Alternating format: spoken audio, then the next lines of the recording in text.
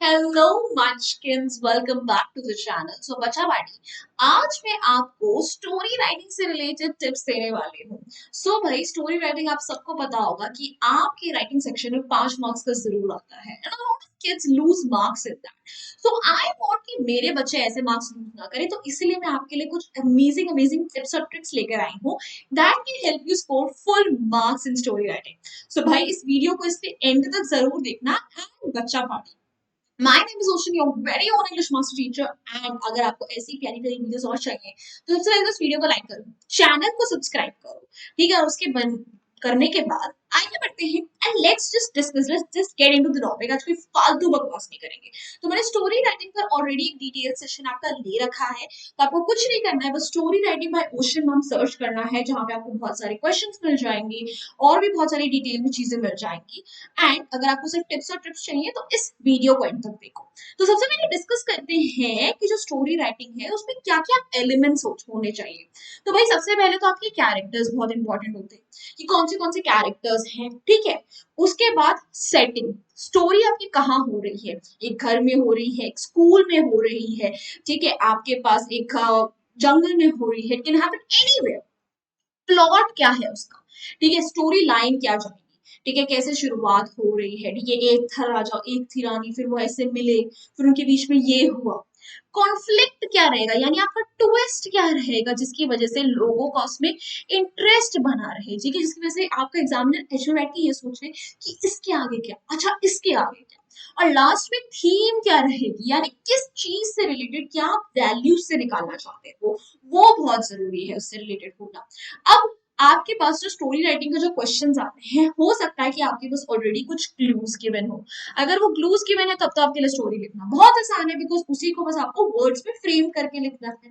हो सकता है कि आपके पास एक बिगिनिंग गिवन हो कि आपको इन्हीं लाइन से बिगिनिंग करनी है, तो आपको स्टार्ट के बारे में सोचना नहीं है। और कई बार ये दोनों ही चीजें नहीं गिवन होती है, बस आपको एक टाइटल दे रखा होता है कि इससे रिलेटेड या इस मॉरल से रिलेटेड आपको स्टोरी बनानी है। अब वहां पर आपको बहुत ज्यादा सोचना पड़ता है, ठीक है। तो अगर आपके पास क्लूज गिवन है तब तो सबसे बढ़िया बात है, बिगिनिंग गिवन है तो आगे के बारे में सोचो, अगर कुछ नहीं गिवन है तो सबके बारे में सोचना पड़ेगा। तो जब सबके बारे में सोचना पड़ता है, तो उस टाइम के लिए आपको बहुत सारे टिप्स चाहिए होते हैं। तो ऐसे ही मैं आपके लिए कुछ टिप्स लेकर आई हूँ। सबसे पहला tip, be creative and imaginative, ठीक है। मस्त अपनी इमेजिनेशन को यूज करो, ये मत सोचो कि यार ये लिखूं या ना लिखूं, ये करूं या ना करूं। हम स्टोरी राइटिंग आपको देते ही इसलिए हैं ताकि हम आपकी इमेजिनेशन देख सके कि आप किस तरीके से चीजों को करोगे, आपके लिए जो ट्विस्ट ऑफ इवेंट्स है, टर्न ऑफ इवेंट्स है, वो कैसा होगा। Feel free to use your imagination, ठीक है। नॉर्मली जब कोई सिचुएशन देख रहे हो, ट्राई इमेजिनेटिंग, अच्छा इसके बाद क्या होगा। कोई मूवी देख रहे हो, उसके आगे की सीरीज ऑफ इवेंट्स इमेजिन करो। तो इससे आप जब एग्जाम में भी बैठोगे ना, तो आपका दिमाग चलता रहेगा कि अच्छा इसके आगे मैं ये कर सकता हूँ, इसके आगे मैं वो कर सकता हूँ। और वो सीरीज ऑफ इवेंट्स ना पहले सोच लेना, ये मत करना कि बस पढ़ा आपने क्वेश्चन और लिखने बैठ गए, नहीं, पहले अपने दिमाग में सोचो कि हाँ ये करना है, मुझे वो करना है, उसके आगे ये होगा, फिर स्टोरी लिखने बैठना, ताकि कोई गड़बड़ ना हो बीच में। Moving ahead, make an interesting start, आपकी स्टार्ट जो है ना, वो बहुत ज्यादा आपके लिए काम कर सकती है अच्छे मार्क्स स्कोर करने में। तो अगर आपके पास बिगिनिंग गिवन नहीं है, सो ऐसी बिगिनिंग देना जो देखकर आपका एग्जामिनर गेस ही ना कर पाए कि आगे क्या हो। ये मत देना कि once upon a time there lived, no no no, you can just start it from in between and then there was a loud thud and he moved behind and saw something unimaginable. जब आप ऐसा कुछ पढ़ोगे, आप सोचोगे अरे यार इसके आगे इसने क्या करा होगा, यार ऐसा क्या उसने देख लिया। You should always keep your examiner on the edge, कि जब वो पढ़े ना तो उसके दिमाग में ये चलता रहे, यार इसके आगे इसने क्या करा होगा, इसके आगे क्या हो सकता है। तो अगर आपने वो कर लेना, तब आपके फुल मार्क्स गारंटीड है। Next one, try to keep a clear narrator in the story. हमेशा ये बात रखना कि आपके स्टोरी में नरेट कौन कर रहा है।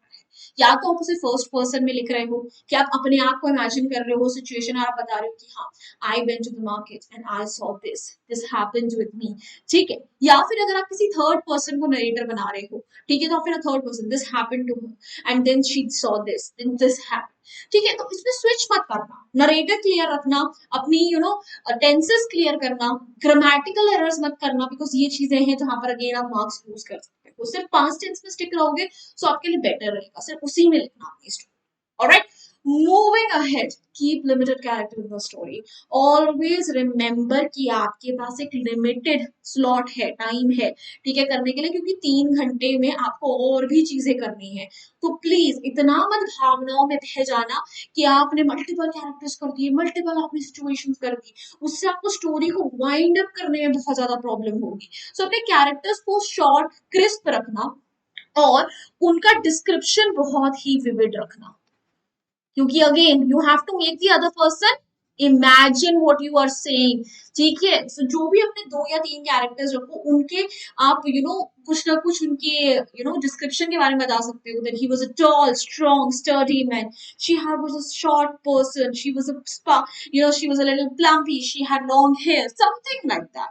बिकॉज जितना आप अपना डिस्क्रिप्शन अच्छा बनाओगे, जितना आप अपने उसमें विविड वर्ड्स यानी ऐसे वर्ड्स यूज करोगे जो एग्जामिनर को इमेजिन करवाए, उतने आपके पक्के नंबर गारंटीड है। तो कैरेक्टर्स लिमिटेड रखना, पर उनकी डिटेलिंग पर जरूर फोकस करना। Moving ahead, don't make the story too complex. बहुत सारे मल्टीपल प्लॉट्स मत चला देना कि ये भी हो रहा है पैरेलली, वो भी हो रहा है, फिर वो भी हो रहा है।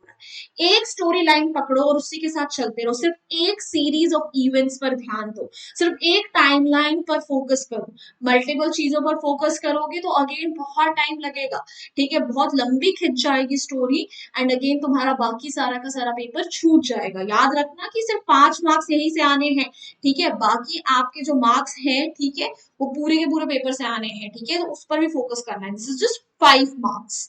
Moving ahead, create an interesting twist in the story. हमेशा आपकी स्टोरी में एक ट्विस्ट होना चाहिए, ठीक है। इनिशियली हमें लगे कि स्टोरी नॉर्मली बढ़ रही है, फिर उसके बाद ये क्या हो गया। You can just simply say these two were great friends, now they were enjoying, ठीक है, but then there was a conflict. Now what was the conflict, how will they resolve it. जैसे हमारे अंदर वो क्वेश्चन, वो inquisitive nature आएगा ना, वैसे ही हमें आगे पढ़ने का मन करेगा, वैसे ही हमारी स्टोरी इंटरेस्टिंग हो जाएगी, और मतलब आपके एग्जामिनर अगेन आपको फुल नंबर दे सकते हैं। So make sure to mention to give one twist in the story, ठीक है, कि स्टोरी ऐसे ऐसे चलते हुए एकदम से पलट गई कि ये क्या हो गया स्टोरी में। Moving ahead, make a justified climax and conclude the story. हवा में उड़ता मत छोड़ के आना स्टोरी को, नॉर्मल प्रॉपर कंक्लूड करके आना, एक एंडिंग देकर आना, जिसे पढ़ के हमें लगे, ठीक है, कि जो थीम, जो टाइटल आपने सिलेक्ट करा स्टोरी के लिए, वो जस्टिफाइड था। अगर आपका टाइटल था the win of evil, sorry, win of good over evil, तो एंड में अच्छाई की ही जीत होनी चाहिए, विलन का फिर बुरा हाल करके दिखाना भी, ठीक है। अगर आप honesty is the best policy बताना चाह रहे थे, तो एंड में एक्चुअली आपको पढ़ के लगना चाहिए कि हाँ, ये थीम जस्टिफाइड है। सो एक प्रॉपर क्लाइमेक्स, एक प्रॉपर कंक्लूजन देना बहुत ज्यादा जरूरी है, ठीक है। आप चाहो तो आप हैप्पी एंडिंग दे सकते हो, आप चाहो तो सैड एंडिंग दे सकते हो। You are the creator of it. आपको जैसे मर्जी से करना है करो, बट अच्छे तरीके से करना। नाउ बच्चा, now it's time to for some points that you must remember while you're writing a story, because ये कुछ ऐसी चीजें हैं जो बच्चे भूल जाते हैं, और उनकी वजह से फिर उनके बहुत सारे मार्क्स लूज होते हैं। तो ये गलतियां आप मत करना, ठीक है। जिसके अंदर सबसे पहली चीज आती है, make sure to have an exciting and appropriate title. Title देना अक्सर बच्चे भूल जाते हैं, ठीक है। तो ऐसा टाइटल देना, ठीक है, कि जो कि आपकी स्टोरी को जस्टिफाई करे, और जिसे पढ़ के मन करे कि आगे हुआ क्या, ठीक है। Always give an appropriate title. Next one, the story must flow smoothly. ऐसा नहीं लगना चाहिए कि आपने जबरदस्ती इंसिडेंट्स को बस एक दूसरे से जोड़ दिया है। Story should flow. ऐसा नहीं होना चाहिए कि आपने बोला कि हाँ, he was a really nice man, and then one day he just decided to steal something. It doesn't make sense ना, कि अगर वो अच्छा था, ऑनेस्ट था, तो वो चोरी क्यों करेगा। तो आपको स्टार्टिंग से ही उसके अंदर ऐसी कोई क्वालिटीज दिखानी पड़ेंगी कि अगर वो कुछ एक्शन कर रहा है तो वो जस्टिफाइड लगे, ठीक है। तो प्रॉपर कनेक्शन होना चाहिए सेंटेंसेस के बीच में, इंसिडेंट्स के बीच में। Next one, avoid using complicated words. Please, for once, stop focusing on vocabulary कि हम इसमें क्या डालें, आगे क्या लिखे। अगर आप बहुत ज्यादा complicated words use करोगे, बट उसकी वजह से आपकी ग्रामर गलत हो रही है, तो आप नंबर पाने की जगह नंबर खोगे, ठीक है। तो बहुत ज्यादा कॉम्प्लेक्स सेंटेंस स्ट्रक्चर भी नहीं रखना है। Keep it simple, keep it short, ठीक है। जिन वर्ड्स के मतलब आपको अच्छे से पता है, उन्हीं वर्ड्स को यूज करो, ताकि आपके नंबर कटे नहीं, ठीक है। सो वोकैबुलरी पर इतना फोकस नहीं करना है, बस बच्चों वाली वर्ड्स मत यूज करके आना, अपने स्टैंडर्ड के अप्रोप्रिएट लैंग्वेज यूज करनी है आपको, इतना ध्यान रखना है बस। Alright, bacha. So that's it. These were all the tips I had in store for you to make sure कि आपका स्टोरी राइटिंग जो है वो बढ़िया जाए, आप उसमें फुल नंबर स्कोर करो। और आपको ऐसे ही amazing amazing videos related PDFs चाहिए, नोट्स चाहिए, रिमाइंडर्स चाहिए, सो भाई the link for that is given in the description box. Join a Telegram channel community, वहां पे आपको सब मिल जाएगा। And kiddos, if any of you would like to reach out to me personally, so this is my Instagram handle. Feel free to ping me over here as well. And ये रहा है हमारे शॉर्ट्स चैनल के link, सबके link description box में है। English का भी एक शॉर्ट्स चैनल है जहां पे हर हफ्ते में आपके लिए amazing amazing videos put up कर रही हूँ, so go check out that channel as well. And if you like this video, found it helpful, make sure you hit the like button. Do not forget to subscribe to the channel and share this video out with your friends. So bye bye guys, hasta la vista, फिर मिलेंगे पढ़ते पढ़ते।